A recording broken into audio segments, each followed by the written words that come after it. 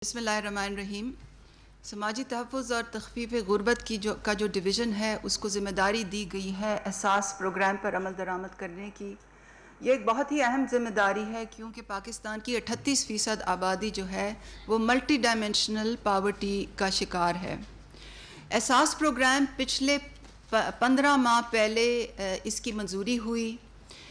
ये वज़ीर-ए-आज़म के रियासत मदीना के विज़न के मुताबिक इसको बनाया गया है। ये पाकिस्तान की तारीख़ का सबसे बड़ा समाजी तहफ़्फ़ुज़ को प्रोग्राम है और अल्लाह ताला की मेहरबानी से इसको बैनुल-अक़वामी सतह पे बहुत पज़ीराई मिल रही है। एहसास प्रोग्राम में 140 से ज़्यादा इक़दामात हैं जो कि 34 मिनिस्ट्रियों के दायरा कार में आते हैं, मगर जो तख़फ़ीफ़ ग़ुरबत की मिनिस्ट्री के दायरा कार में जो आते हैं उसकी परफॉर्मेंस के बारे में मैं कुछ आदाद व शुमार आपके सामने रखना चाहती हूँ। सबसे पहले एहसास किफ़ालत, ये इसके ज़रिए 70 लाख ख़ानदानों को माहाना वजीफ़े और बचत बैंक अकाउंट की सहूलत दी जाती है। एहसास बिलासूद कर्ज़ा उन लोगों के लिए है जो छोटे कारोबार करना चाहते हैं, अपने पाँव पे खड़ा होना चाहते हैं। उनके लिए मुल्क के 100 पसमानदा अज़ला में 29 अरब मालियत के पिछले साल 8,44,000 कर्ज़े दिए गए, जिसमें से 45% ख़वातीन को दिए गए। एहसास आमदन इससे एक मुंसलिका प्रोग्राम है जो कि पाकिस्तान के 23 पसमानदा तरीन ज़िलों में इस वक्त जारी है और इसमें 1.5 अरब के छोटे सतह के कारोबारी असासे दिए जाते हैं। इंतहाई गरीब ख़ानदानों को 60% ख़वातीन को दिए जाते हैं और इन असासों में माल मवेशी, दुकान का सामान और इस किस्म के असासे शामिल होते हैं। एहसास अंडर ग्रेजुएट स्कॉलरशिप पाकिस्तान की तारीख़ का सबसे बड़ा स्कॉलरशिप प्रोग्राम है। 4 साल पे मुहित 20 अरब का ये प्रोग्राम 2 लाख तलबा और तालिबात को स्कॉलरशिप के लिए मुख्तस है और पिछले साल हमने 4.9 अरब के 50,500 स्कॉलरशिप्स दिए हैं जो 38% ख़वातीन को दिए गए हैं। मुल्क की 117 यूनिवर्सिटीज़ में ये स्कॉलरशिप्स गई हैं और अगले साल की कॉल जो है वो अगले चंद दिन में खुलने वाली है। एहसास नशो-नुमा प्रोग्राम जो है पिछले ही हफ्ते 1 साल की तगो-दो और मेहनत के बाद इसका इजरा वज़ीर-ए-आज़म ने किया है। आपको याद होगा कि अपनी पहली तकरीर में वज़ीर-ए-आज़म ने एक CT स्कैन उठाया था और इस बात की निशानदेही की थी कि पाकिस्तान के कुछ इलाकों में आधे बच्चे जो हैं वो स्टंटिंग का शिकार हैं, यानी कि वो खुराक की कमी और दीगर महरूमियों की वजह से ना तो उनका जिस्म बढ़ता है, ना उनकी जो ज़हनी सलाहियत है वो पूरी तरह पनप सकती है। ये मुल्क की तरक्की के लिए एक बहुत बड़ा ख़तरा है और वज़ीर-ए-आज़म ने ये वादा किया था कि हम इसके लिए स्पेशल प्रोग्राम लेके आएंगे। तो पहले मरहले में 1 साल की मेहनत के बाद 9 अज़ला में 33 सेंटर इसी माह अब पूरी तरह से फ़ाल हो जाएंगे और पहले मरहले में 2,21,000 माँ और बच्चे और ख़ानदान इससे मुस्तफ़ीद होंगे। इसका दायरा कार इंशाअल्लाह बहुत जल्दी बढ़ाया जाएगा। एहसास लंगर का जो प्रोग्राम है ये मज़दूर भाइयों के लिए है। पब्लिक प्राइवेट पार्टनरशिप के तहत गवर्नमेंट को ज़ीरो ख़र्चे के साथ मुल्क भर में लंगर बनाए जा रहे हैं। अभी तक 12 लंगरों का क़याम हो गया है और इंशाअल्लाह इस काम को अगले साल बहुत तेज़ी से आगे बढ़ाया जाएगा। पनाहगाह का जो प्रोग्राम है ये वज़ीर-ए-आज़म की दिल के बहुत करीब है। ये उन लोगों के लिए है जो खुले आसमान तले मज़दूर भाई सड़कों पे, फुटपाथों पे सोते हैं। पिछले 70 साल से पहली दफ़ा पाकिस्तान की तारीख़ में उनके लिए 100 से ज़्यादा पनाहगाहें बनाई गई हैं और वज़ीर-ए-आज़म की ख़ास हिदायत पर ही इन पनाहगाहों के स्टैंडर्ड्स को बेहतर करने के लिए काम अब तेज़ी से जारी है।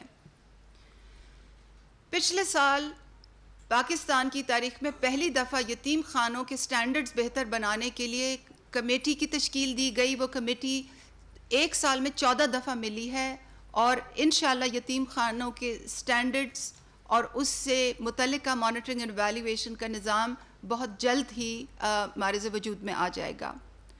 मुल्क की तारीख़ में पहली दफ़ा मज़दूर के एहसास के तहत भी पहली दफ़ा कमेटी बनी। उसने भी 1 साल में 13 दफ़ा मीटिंग्स की और उनकी सिफारिशात पर काम बहुत तेज़ी से जारी है।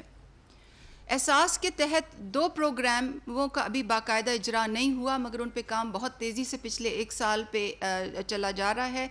एक एहसास बच्चों के वजीफ़े का प्रोग्राम है, जिसको पूरे साल हमने डिजिटाइजेशन पे बहुत मेहनत से काम किया है। इंशाअल्लाह पाकिस्तान के तमाम अज़ला में ये बच्चों के वजीफ़े का ये प्रोग्राम अगले 15 दिन में इसका बाकायदा इजरा हो जाएगा।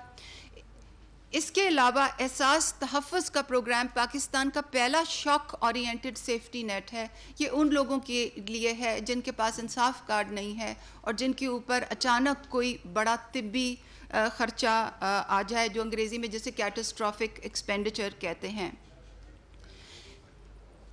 ये तमाम प्रोग्राम जिनको बैनुल अक़वामी पज़ीराई हासिल है और जो कि बेवा, यतीम, माजूर, मज़दूर, बेघर, बेरोज़गार, ज़रूरतमंद तालिब इल्म, ज़रूरतमंद माओ, ज़रूरतमंद बच्चों और ज़रूरतमंद बीमारों के लिए है, इनके लिए हंगामी तौर पे इंतज़ामी ढांचे बनाए गए हैं। 27 मार्च पिछले साल एहसास प्रोग्राम का इजरा हुआ। उसके 1 हफ़्ते बाद मिनिस्ट्री बनी। मुल्क की तारीख़ का सबसे बड़ा बजट उसके लिए मुख्तस किया गया। लाहे अमल के तरीके कंसल्टेंट्स को बड़ी बड़ी तनख्वाहें देने के बग़ैर बनाए गए। मुशावरती कमेटियाँ बनाई गईं और सबसे अहम वो एहतसाब और गवर्नेंस की इस्लाहात किए गए, जिसकी एक झलक, सिर्फ़ एक झलक आपने उन 8,20,165 लोगों की शक्ल में देखी है जो कि हुकूमत पाकिस्तान से नाजायज़ तौर पर समाजी तहफ़्फ़ुज़ के वजीफ़े लेते थे। इसके अलावा पिछले 1 साल में हमने बहुत से डिजिटल इंटरफेसेस पे भी बहुत तेज़ी से काम किया है। 10 महीने में प्रोक्योरमेंट की है, बायोमेट्रिक पेमेंट सिस्टम की, डेटा एनालिटिक्स का तमाम निज़ाम बनाया है। वो निज़ाम बनाया जिसके ज़रिए SMS के थ्रू रिक्वेस्ट ली जाती हैं, जो आपने 81-71 की स्कीम में देखा। और आपने देखा कि इस तमाम मेहनत के नतीजे में ये मुमकिन हो सका कि एहसास इमरजेंसी कैश के ज़रिए मुल्क के आधे ख़ानदानों को हम 12,000 रुपये मुसीबत की घड़ी में कोविड के तनाजुर में पहुंचा सके। ये इस तमाम मेहनत का ही नतीजा था कि ये काम हम कर सके। और एहसास प्रोग्राम के तमाम प्रोग्राम्स की तरह एहसास इमरजेंसी कैश भी दयानतदारी से हुआ, एक मुनज़्ज़म अंदाज में हुआ, एक शफाफ तरीके से हुआ और वज़ीर आज़म की ख़ास हिदायत पर गैर सियासी बुनियादों पे हुआ, जिसकी झलक आप उस चीज़ में देख सकते हैं कि सिंध का आबादी के तनासब से तो 22% मुल्क में हिस्सा है, मगर उनको एहसास इमरजेंसी कैश में 31% हिस्सा दिया गया।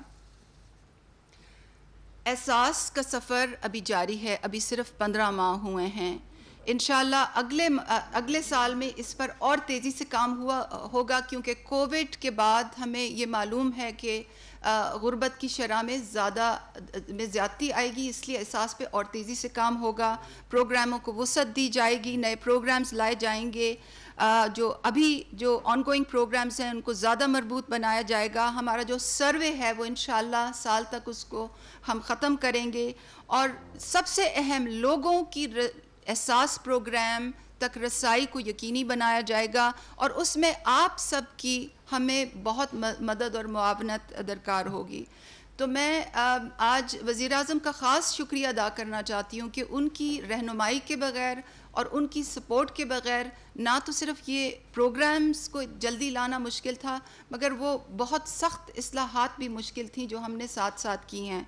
और मैं अपने सब काबीना के सीनियर साथियों का भी शुक्रिया अदा करना चाहती हूँ, क्योंकि एहसास में तमाम हुकूमत की नेक नियति शामिल थी। आपका बहुत तवज्जो का बहुत शुक्रिया।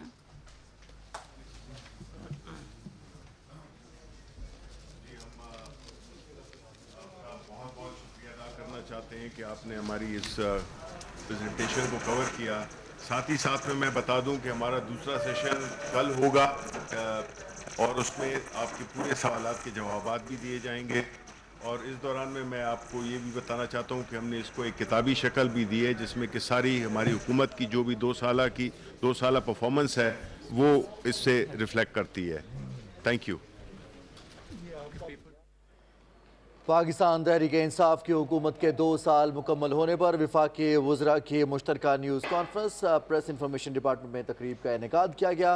इस प्रेस कॉन्फ्रेंस से वज़ीर इत्तलात व नशरियात सेनेटर शिबली फराज, मुशीर ख़जाना डॉक्टर अब्दुल हफीज़ शेख, वफाकी वज़ीर सनअत व पैदावार हम्माद अजहर, वफाकी वज़ीर मनसूबाबंदी असद उमर, वज़ीर ख़ारजा शाह महमूद कुरैशी और मुआवन खुसूसी वज़ीर आज़म की मुआवन खुसूसी समाजी बहबूद सानिया निश्तर ने प्रेस कॉन्फ्रेंस से खिताब किया।